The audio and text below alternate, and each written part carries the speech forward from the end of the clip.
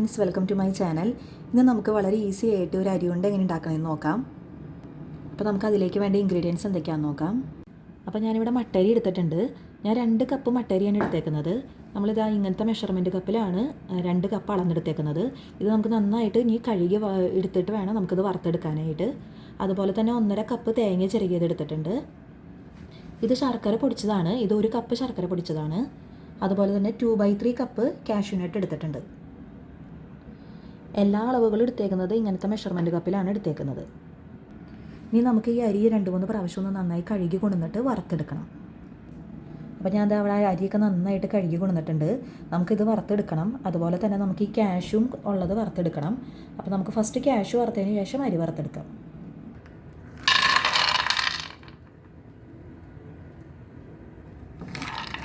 നമുക്ക് ഈ കാഷ്യൂ ഒന്ന് ചെറുതായിട്ടൊന്ന് റോസ്റ്റ് ചെയ്തെടുക്കാം. അപ്പം നട്ട്സൊക്കെ ഒരുവിധം റോസ്റ്റായി വന്നിട്ടുണ്ട്. നമുക്കിനി നട്ട്സ് എടുക്കാം.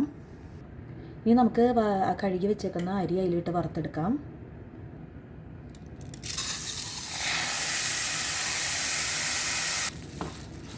ഇനി ഇത് നമുക്ക് നല്ലൊരു ക്രിസ്പി ആവുന്നത് വരെ വറുത്തെടുക്കാം. കുറച്ച് സമയം എടുക്കുന്നൊരു പ്രോസസ്സാണിത്. അപ്പോൾ നമുക്ക് അധികം തീ കൂട്ടാതെ നമുക്കിതൊന്ന് പതുക്കെ വറുത്തെടുക്കാം. അപ്പോൾ അരി നന്നായി വറുത്തെടുത്തിട്ടുണ്ട്.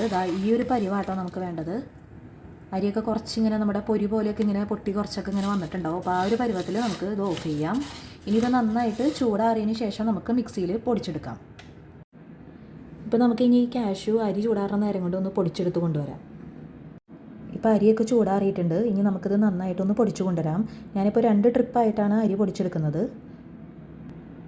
ഇപ്പോൾ ഞാൻ വറുത്ത് വെച്ചേക്കുന്നതിൻ്റെ പകുതി അരി നന്നായിട്ട് പൊടിച്ചു കൊണ്ടുവന്നിട്ടുണ്ട്. ഇനി നമുക്കിതിലേക്ക് നമ്മളെടുത്ത് വെച്ചേക്കുന്ന തേങ്ങയും ശർക്കരയും ചേർത്തിട്ട് നന്നായിട്ടൊന്ന് മിക്സിയിലിട്ട് അടിച്ചു കൊണ്ടുവരാം. അപ്പോൾ നമുക്ക് തേങ്ങ ആഡ് ചെയ്ത് കൊടുക്കാം.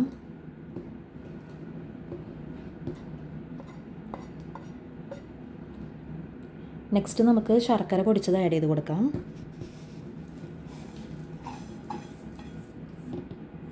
ഇനി നമുക്കിത് എല്ലാം കൂടി നന്നായിട്ടൊന്ന് മിക്സിയിൽ അടിച്ചെടുത്ത് കൊണ്ടുവരാം.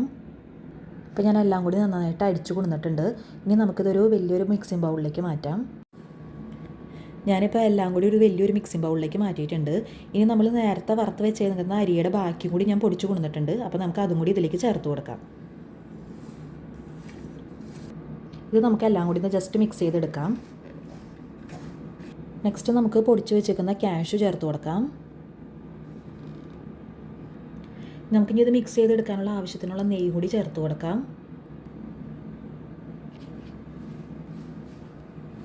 ഇനി നമുക്കിതിലേക്ക് ഏലക്ക പൊടിച്ചത് ചേർത്ത് കൊടുക്കാം.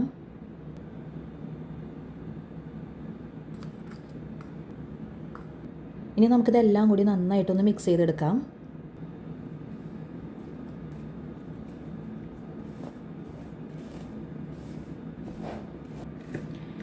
നമ്മളിങ്ങനെ ഇത് മിക്സ് ചെയ്തതിന് ശേഷം ഒന്ന് പിടിച്ചിങ്ങനെ നോക്കുമ്പോൾ ഇങ്ങനെ ഒരു ഉണ്ട പോലെ കിട്ടുന്നുണ്ടെങ്കിൽ നമുക്ക് നമ്മുടെ നെയ്യ് ചേർത്തേക്കുന്ന അളവ് കറക്റ്റാണ്. ഇനി നിങ്ങൾക്കത് കുറവായിട്ട് തോന്നുകയാണെങ്കിൽ കുറച്ചുകൂടി നെയ്യ് ചേർത്തിട്ട് ഇതുപോലെ നല്ല ഉണ്ടയായിട്ട് നമുക്കിങ്ങനെ എടുക്കാം. അപ്പോൾ ഞാനത് എല്ലാം കൂടി നന്നായിട്ട് മിക്സ് ചെയ്തിട്ടുണ്ട്. ഇനി നമുക്കിത് ചെറിയ ചെറിയ ബോൾസാക്കി എടുക്കാം. അപ്പോൾ നമ്മുടെ അരിയുണ്ടിയൊക്കെ റെഡിയാക്കി എടുത്തിട്ടുണ്ട്. അപ്പോൾ നമുക്ക് കുറേ അരിയുണ്ട കിട്ടിയിട്ടുണ്ട്. ഇപ്പോൾ പിള്ളേർക്കൊക്കെ ഒത്തിരി ഇഷ്ടമാണ് ഒരു പലഹാരമാണല്ലോ അല്ലേ. നമ്മുടെയൊക്കെ കുട്ടിക്കാലത്ത് നമ്മൾ ഒരുപാട് കഴിച്ചേക്കുന്ന പലഹാരം കൂടിയാണ്. അപ്പോൾ എല്ലാവർക്കും ഇഷ്ടപ്പെടുന്നതാണ്. അപ്പോൾ എല്ലാവരും ഒന്ന് ട്രൈ ചെയ്ത് നോക്കുക. അതുപോലെ തന്നെ നിങ്ങളുടെ അഭിപ്രായങ്ങളൊക്കെ ഒന്ന് കമൻറ്റ് ചെയ്ത് തന്നെ അറിയിക്കണം. ഇതുവരെ ചാനൽ സബ്സ്ക്രൈബ് ചെയ്യാത്തവരാണെങ്കിൽ ഒന്ന് സബ്സ്ക്രൈബ് ചെയ്ത് സപ്പോർട്ടും ചെയ്യില്ലേ. താങ്ക്